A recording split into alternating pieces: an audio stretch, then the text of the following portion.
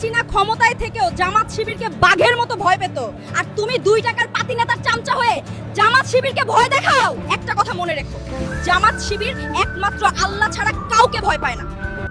আপনাদেরকে আমি একটা ভিডিও দেখাই, আবার আপনারা কেউ ভাববেন না যে আমি এখন জামাতের হয়ে গেছি, আমি জামাতের হয়ে কথা বলছি না। আমি জামাতের হয়ে কথা বলছি না, বাট যেটা রাইট কথা সেটা তো আমি অবশ্যই বলবো।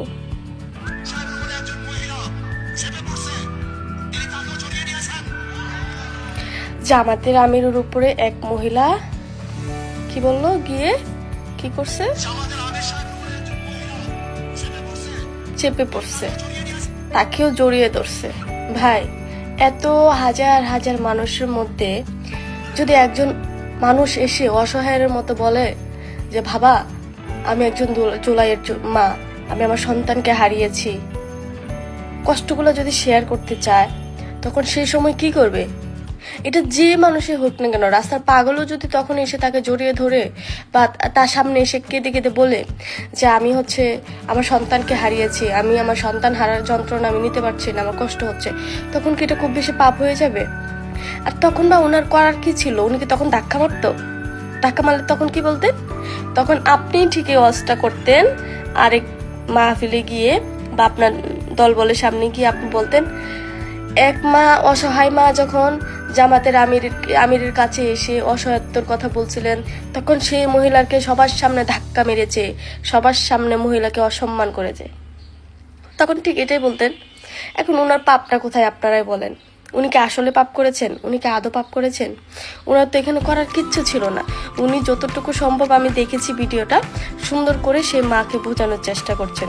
উনি চাইলেই সে মাকে সেখান থেকে ধাক্কা দিতে পারতেন না।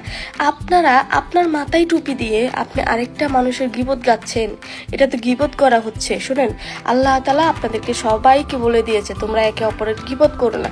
সো আপনি তো একদম ওপেনলি গীবত করতেছেন মাথায় টুপি দিয়া। আপনি আগে গীবত করা বন্ধ করেন। উনি হচ্ছে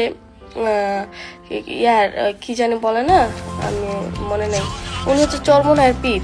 তো আপনাকে বলবো, আপনি মাথায় টুপি দিয়ে এরকম গীবত করা আগে বন্ধ করেন, আপনি আপনারটা নিয়ে চিন্তা করেন।